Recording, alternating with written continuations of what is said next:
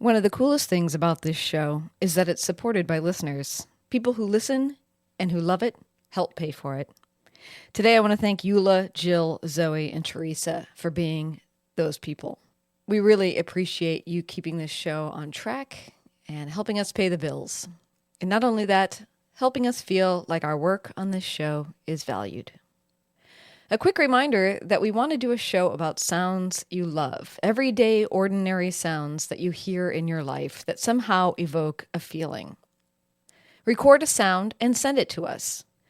It's easy. Just get out your voice memo app, record the sound, maybe also record your voice explaining what the sound is and why it's meaningful to you, and then email it to us at bittersweetlifepodcast@gmail.com.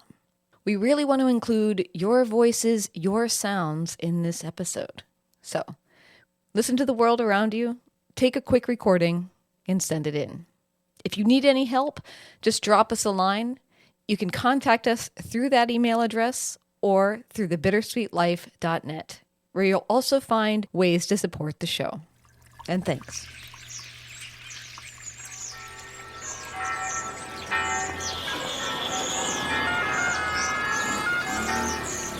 Welcome to Rome.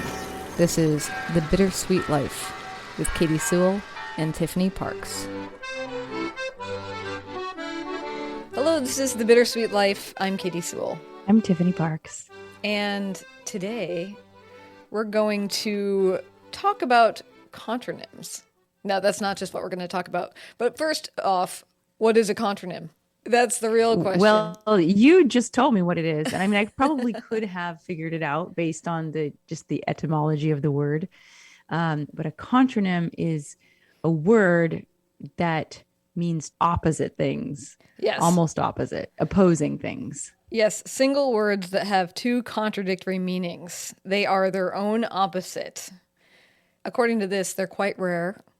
My sister sent me this list just sort of saying, how does anybody ever learn English as a second language when she was reading these examples? Let me give you some examples because it will help you start to think about what it is. Okay. So, for instance, let's take the word bound.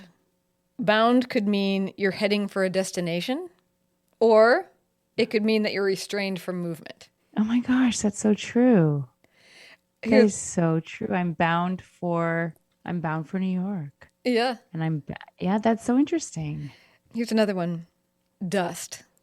To add fine particles or to remove them. Oh yeah, we're cruel. Whoever invented the English language is cruel. I know. Okay, here's another one. Left. It could be either remained or departed. I was left. Yeah, I was left behind. Yeah, it's the only piece left. Yeah. Yeah, that is so.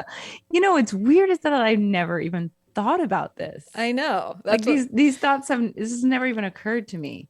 Here's one we've thought a lot about during the war with Ukraine. Sanction. It can either mean to approve or it can mean to boycott. Oh my gosh. Mm-hmm. Here's another one. Weather. To withstand or to wear away.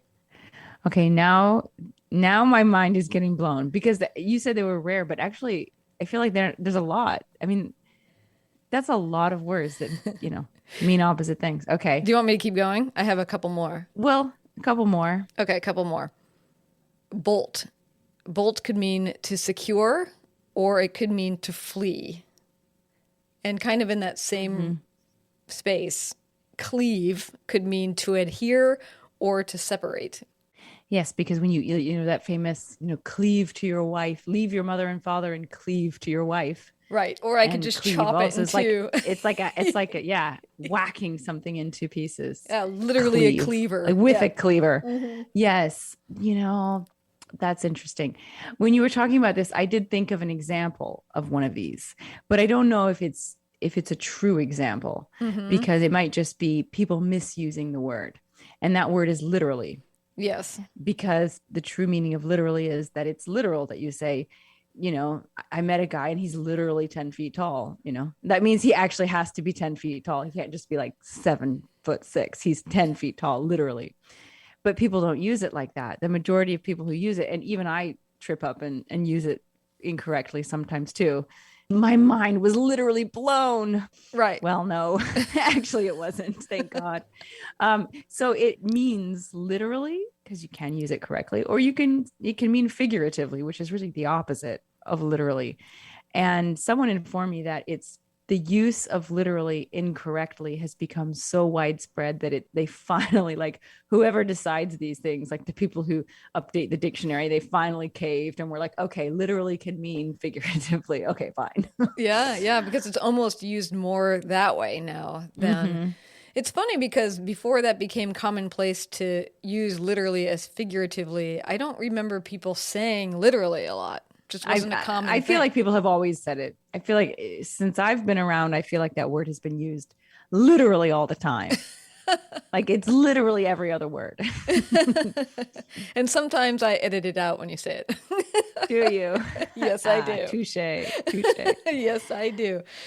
But I was saying we could talk about this in a larger sense because there's that question of how hard it is to learn English as a second language. And when I read lists like this, I often think, oh, thank goodness English was the language I grew up with because it would be so hard to be the second thing you learned. But secondly, I thought, well, I wonder what words or things when Tiffany was learning Italian really tripped her up. That popped to mind because, you're so fluent now. It's easy to just imagine this is the way it always was and that you had a natural talent for it. And by age 3, you were speaking fluent Italian. But obviously that's not true. And there must have been things that took you a long time to learn. I mean,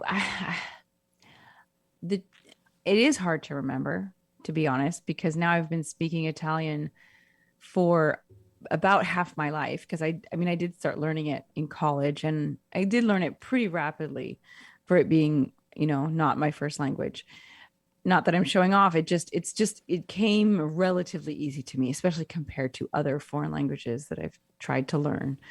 But I mean, I feel like grammar has been, some of the grammatic constructions have been much more challenging than I'm just trying to think of a vocabulary word that has always been hard for me. I mean, I think probably English has more words than Italian.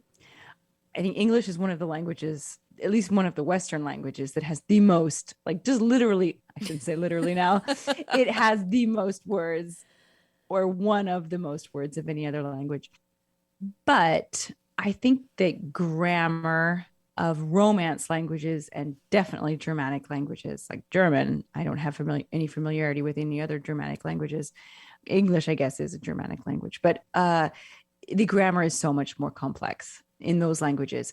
And so for that reason, I mean, sometimes English seems really, really easy comparatively, like particularly the verb endings. Like you don't have to conjugate verbs. You just, they're just all the same. I walk, you walk, you just add an S for the third person. She walks, they walk, we walk. It's just the same. Whereas Italian is in French and German, my God, they're so complex. We've got the different genders. You have to remember if something is feminine or masculine. And in Italian, it has to agree. If you have an adjective in front of a noun, you have to make it agree, not just with the feminine, with the sex, if it's feminine or masculine, but also with the number. So you've got ragazza, ragazze, let's say girls, belle ragazze, beautiful girls. You can't, you can be bello, it can be belli, it can be belle. There's so much. I want to say at least 7 ways to say the in Italian, at least. Mm-hmm. German has even more, Russian has even more. Just considering that, I feel like English is an easier language. And when you grow up speaking a Romance language, it's easier then to learn the others. However, there are things about English that are extremely challenging. And I would say the number one is spelling, because the spelling makes no sense. Yes. Have you ever looked at anything written in Scottish? Like, it looks, it's the same sort of thing. It's like, it looks just someone just threw a bunch of letters and like, it doesn't, it sounds like totally different. Like I see Welsh. Aurelio. Yeah, Welsh, Irish, Scottish, they're all kind of the same. Not the same, but they're the same in that aspect. And I see Aurelio, like, he's like, Mom, well, how do you say this? And it's like, enough. And I'm like, how do I explain to him that GH makes the F sound? I've already just gotten him to understand that PH makes the F sound, and that was hard for him to get his head around, that PH would make an F sound. And now I'm telling him that GH, but I'm like, just in like a very few circumstances. And then he's looking at the word through and he's like, thruff. And I'm like, well, no, wait. In this case, it doesn't make any sound, so English can be complex in pronunciation and spelling. The vowels are hard. The vowels aren't pure like they are in Italian. They change depending on so many different factors.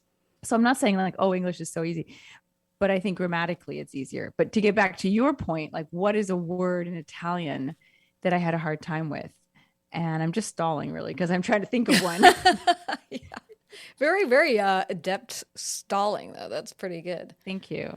I literally can't think. I can think of grammatical things, reflexive verbs, particularly. Well, give me an example of a reflexive verb. Well, okay, I don't even know if reflexive verb is the right way to say it because it's been so long since I've actually taken like any kind of grammar course that sometimes I forget how you call things. But okay, in Italian, you have to okay. So if I want to say I gave it to her, this took me, I cannot even tell you how long it took me to get this. And I still have to really concentrate on it when I say it. So if I want to say, I gave this to her, or I gave it to her. So there's a lot of pronouns in there, right? So it's okay. And I hope I'm not going to make a mistake. And people listening who speak Italian, or I'm like nervous about you guys because I don't want to make a mistake. Gliel'ho data or gliel'ho dato. So you got to say gli. Gli means to her or to him. And then lo is the object. It's the thing. It's the thing that I'm giving, right? So it could be la, but I'm also putting it in the past tense. So even if it's a feminine, I have to do an apostrophe ho, which is the auxiliary verb, and then dato is the past participle. So basically, gli is to her. Le apostrophe is the thing. O is like I have given it to her, and dato is like given, and that has to agree. Dato, data, depending on if it's a feminine thing or a masculine thing. That's just one example, but it's like it's so sticky because my mind can't work fast enough to get it right. It almost never can. It's only now that I'm just getting into it's becoming a habit to say it, because that pronoun yi is not the same as if, so there's some verbs take this is getting too grammatical, but some verbs take a direct object and some verbs take an indirect object, right? So a direct object, it's like I see you. That's direct. Ti vedo. I'm not seeing at you. I'm not seeing on you or in you or of you. I'm seeing you. Whereas give can take both, because I'm going to give a pencil. I'm giving the pencil, but I'm giving it to you, right? So you are the indirect object, I think. Right, because the pencil would be the main object. The pencil would be the main object. So if I say I see her, it would be la vedo. Or it's I see him, it would be lo vedo. But if it's I give him, it's not lo do. I give to him. We would say in English, I give him. But in Italian, correctly, it's actually I give to him.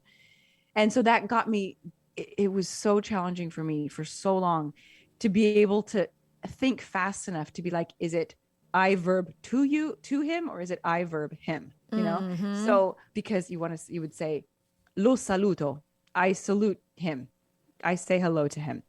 Whereas I say him, you can't say I say him, it's I say to him.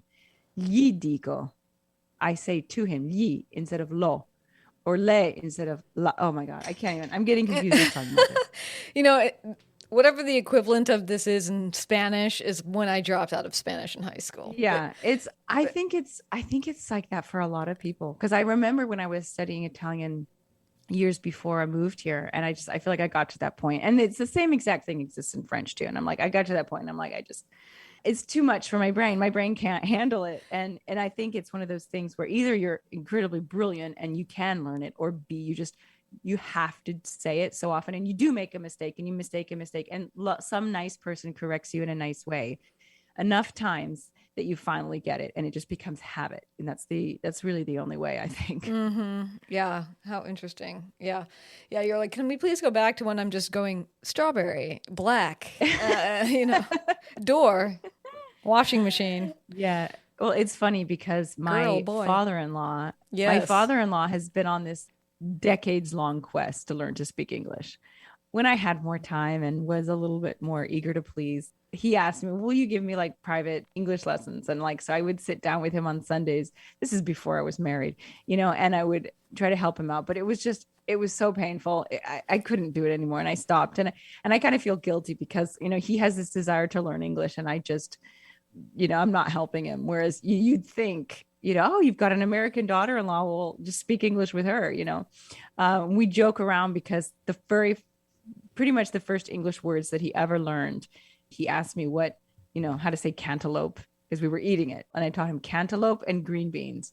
And so we always joke about like that, like it's been 20 years, no, maybe 12 years. And that's all he knows how to say. Yeah. And he's just now decided, because he wants to go back to America, but he knows that if he goes, he's not going to have anyone with him who's going to be able to speak English. Because last time he went with his wife, they took their teenage daughter who spoke English pretty well, but she's not going to go with him again. She's in her 20s now. She's not interested in traveling with her parents. And so he's like, I got to like be able to at least get by in the airport, So he's enrolled himself in English classes, but he's like going full out. He's taking private English classes because he's like, I'm not going to learn anything in a course. I've got to have a private lesson. So now he's asking me all the time, all these questions. And it's so hard for me because, the older you are when you learn a language, the harder it is for your mind to switch and to be like, okay, I'm speaking, I'm just going to forget all the rules of my own language and just be open to the new rules. This is why kids are so good at learning languages, is because they don't have this thing holding them back, because everything's new for them. Everything he tries to translate literally, and using the word literally, like he's literally trying to translate word for word what it means. He's trying to translate it word for word, and it just doesn't work. Well, can you give us an example of like how he would translate a sentence, for instance? He showed me this text message that, on his phone that he had sent to his teacher. And I'm like, oh my God, poor teacher. I wonder how often he writes to her. And he'd said, I saw this written on the TV, No Way Home. I think it might be the name of a movie. What does it mean? Because he, in his mind, he's like, no, I know what no means. It means no. And I know what way means. It means like, and he said the Italian word for like path or street, and then home, I know it means casa. So I don't understand, like, no strada casa, like it doesn't make any sense. And she wrote back to him, it's the name of a movie, and it means non c'è ritorno a casa. There is no return to home. He's like, but I don't understand, because that's a lot more words in Italian than I'm seeing here in English. He's like, it just doesn't line up to me. And of course, he understands that there are, idiomatic expressions. And so I said, in English, when you say home, it really means to home. Like, I'm going home, but what you mean is I'm going to my home. So, already there, you've got like a word left out. And then there's, it's a title of a movie, right? So it's not necessarily going to be a full sentence. There is no way home. There is no return home. So it's just, that kind of thing. Or, he always says, I going to the store. And I said, no, you have to say, I am going. And he's like, ma io sono. He's like, io sono going. That doesn't make any sense. It's not that I am. And I'm like, but it's like sto andando. In Italian, it would be sto andando, but they have two different verbs that mean I am, or that mean to be. Stare and essere, and stare is the one that is used with the the ing words. And so he's like, oh, okay, so it's just challenge. It's a challenge. I think learning language is a challenge at any age, but for a person in their late 60s, Yeah, and that's an interesting complication with it being a movie title, because it just got me thinking about like anytime you would run into anything artistic, how hard it Right. would be to understand. Like, I was just thinking about it. The title of a book by an author named Vendela Vito. She wrote a book where the title is "We Run the Tides." We run the Yeah, that doesn't tides. make any It's sense. beautifully poetic. If you are an English speaker, it's an intriguing title. It also sort of gives you the tone of the book, maybe. Like it's got a little bit arrogance to it. But all of that would be completely lost if you were just looking at this book and trying to figure out what those individual words meant. And then even if you had to try to explain it, you still couldn't explain what it meant because it could mean so many things because it's meant as an intriguing title. We Run the Mm-hmm. Tides could be about anything. Well, also think about Grapes of Wrath Right. because Yeah. he read it's one of my father-in-law's favorite books. Of course, he's read it in the Italian translation, and I believe in the Italian translation, it's just called ira, which means wrath. I believe. Correct me if I'm wrong, but I believe that. And he said, "What is it called in English?" And like anger, I can't remember. And I said, "No, it's called Grapes of Wrath." And he's like, "What is grapes?" And I said, like uva, and he's like, what? I don't understand what that. And I'm like, I don't either. Like, I don't know what that means. Grapes of wrath. Like, what does that mean? And Mm. it's so true for anything poetic. And I always have to explain to him, like, okay, like he'll listen to music and he'll hear something and I'll be like, but I was taught that in English you put the adjective before the noun. But in poetry you can put it after, you know? Mm. Mm-hmm. And so yes, poetry, movie titles.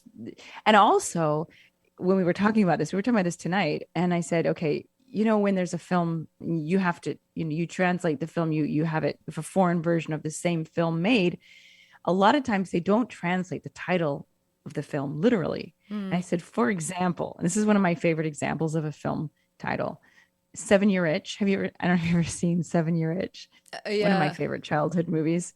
Mm. And I said to him, I said, prurito di sette anni, I said this to him, which would be the literal translation of 7-Year Itch. And he's like looking at me a little bit confused, And I said, in Italian, it's la moglie va in vacanza. Or it's either quando la moglie va in vacanza or just la moglie va in vacanza, which means the wife goes on holiday. The wife goes on vacation. Oh, wow. Um, and it clicked for him. And he's like, yeah, you're right. Because they say after, and there's no expression, the 7-year itch. There's no expression for that in Italian, but he got it. He's like, oh, after 7 years of marriage, you start to look around at Mm-hmm. other women, and I can see, oh, in this case, it's the wife is on vacation. Okay, oh, I got it. And like this clicked in his mind. Hmm. It's so interesting. Yeah, Derek and I just got done watching a show. Well, not just, but watching a show on Netflix that was a Spanish show. In the English, like it's still in Spanish, but with English subtitles. Here they market it as Money Heist is the name of the show, which is pretty basic. You're like, well, I guess it's going to be about a heist and money. Yeah. But on the title card, when it tells you what the title is in Spanish, it's called The House of Paper. We were guessing that the reason why they wouldn't have translated that, why they went with Money Heist instead of that, was probably that the House of Paper is a pun on a couple levels. Because one, they're robbing a place where money is printed, right? So it would be literally the House of Paper. But also, maybe it's something like the House of Cards, like that same thing that we have, Mm-hmm. and of course in English we already have a show called The House of Cards, so they can't Right. translate it that way. And so why they went with just generic old Money Heist to let us know that it was an action type show, I'll never know, but it is worth watching. I would love to like listen in on the meeting where they're deciding the new name of the movie or of the TV show, Uh-huh. because I feel like that happens a lot, and sometimes they get it pretty well. They get it that do it pretty well, Mm-hmm. and sometimes like I don't think La Moglie va in Vacanza is terrible as a translation for the 7-Year Itch, but the Queen's Gambit, you know what they call it in Italian? Mm. La Regina dei Scacchi, the Queen of Chess, Mm. which is just so not as good, Yeah, it's a little bit more because the on the queen's, nose. yeah, it's too on the nose. Exactly. Yeah. Because, the queen's gambit is a move that she plays. Yeah. Uh, Yeah. and I think so often they don't get it right. I don't know if you have ever seen The Holiday. Mm-mm. It's a rom-com. It's really cheesy. It's with like Cameron Diaz and Jude Law. And it's about these two women who at Christmas, they're both like in these miserable romantic situations. And at Christmas time, they decide to like do like house swapping. Like they don't know each other, but they do whatever you call that when you swap houses. But they swap everything. Like they swap cars and they meet each other's friends and they fall in love with each other. Like anyway, to be honest, I'm kind of embarrassed to say this, but it's adorable and I love it. But the translation in Italian is L'amore non va in vacanza. Love doesn't go on holiday or love doesn't go on vacation. So yeah, you think I guess just wouldn't be enough. La vacanza, the holiday, just not quite telling enough. I feel like in Italian, they really do have to tell you what it is. Like, especially if it's an American movie, like they're really going to make it clear, like Money Heist, you know? Yeah. Jaws, Uh-huh. Lo squalo, the shark. Yeah, right? This is the one I was thinking of. Eternal Sunshine of the Spotless Mind. I mean, gotta be one of the best movie titles ever. You know how they translated it? Do you want me to guess? Oh, sure, if you want. Is it more on the nose than that? I mean, It's obviously so that's on the nose. okay. It's so on Eternal the nose. Sunshine of the Spotless Mind. The good mind is always happy. And that's good. But this is even worse. Se mi lasci, ti cancello. If you leave me, I will erase you. Ooh. It's awful, right? It's very vindictive, but it's intriguing in its own manner. That's certain. Yeah. And Home Alone, which we watched over and over and over again this Christmas. Mamma, ho perso l'aereo. Mom, I missed the airplane.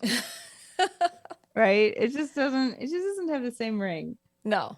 Oh, here's one of the worst. I think one of the worst ever is not Gone with the Wind. That is translated literally via col vento.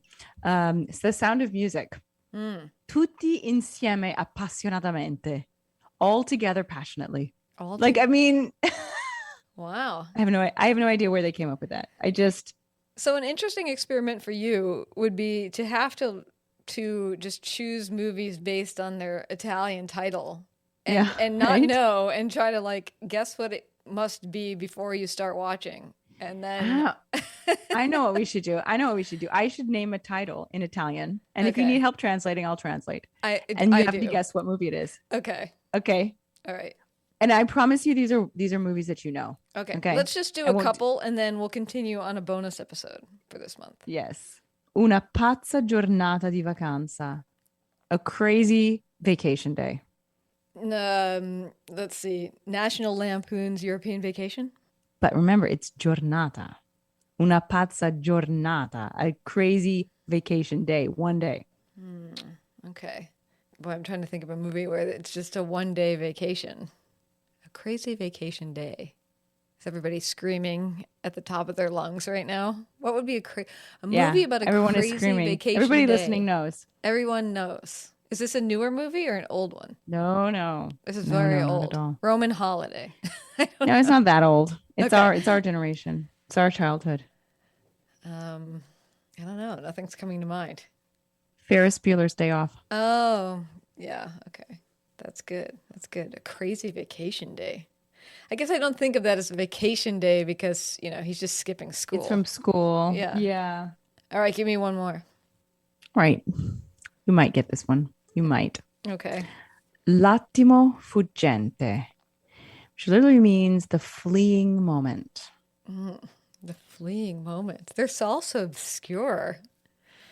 They're like on the nose and also generic. The fleeing moment. Okay, give me like an era. That's our childhood again. The fleeing moment. Okay, give me a like genre. Oh, what would this genre even be? I mean, drama, I guess. Drama. Okay. Would you say we were children or teenagers when this came out? Children. Okay. The fleeing moment. Or it could be the fleeting moment. That could also work. Like a moment that's disappearing, that you can't catch, that you want to catch. A moment that you want to try to catch. Who's one of the stars in it? If I tell you the star, you're going to know. Okay. That's okay with me. Robin Williams. Robin Williams. The fleeting moment.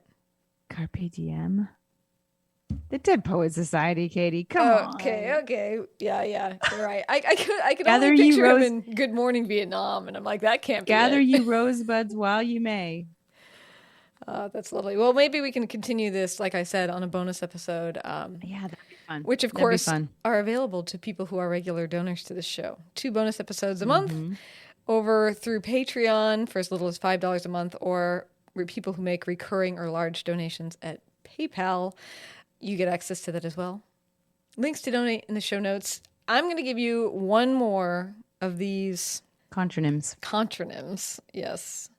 Which do you want to know? Do you want to know apology, or do you want to know fast or peer? Well, let me think about apology, because apology can mean, asking for forgiveness. Mm-hmm. But apology can also mean when you're defending something. They call people apologists when they are trying to explain and defend a belief system. That's exactly right. A statement of contrition for an action or a defensive one. So Yeah. there you go. Yeah. That's cool. Fast. Peer. Okay, sorry, fast. Let me think. Fast can be obviously going quickly, but fast can also, like when you hold fast onto something, you hold it tight to you. Right. Is that right? Yes. So it either means quick or stuck or made stable. Right. Okay. I want to try to get this last one too. Peer, you said? Peer? Yes, that's right. Peer. Well, obviously, peer can mean a lot of things. Peer can mean to look carefully. Peer can mean obviously someone who's like your contemporary or your colleague. But I don't see how those are not negatives, obviously. Peer. I don't get that one. I don't think I would have gotten that one either. It's a person who is an equal, your peer. Yeah. Or a person of the nobility. Ah, that's right. A peer of the nobility. That's right. Someone who is elite. Yes, but I like your adding of that to peer as in to look. That is a whole other level of this conversation that we could get into, because now we're talking about people versus action. Oh my gosh.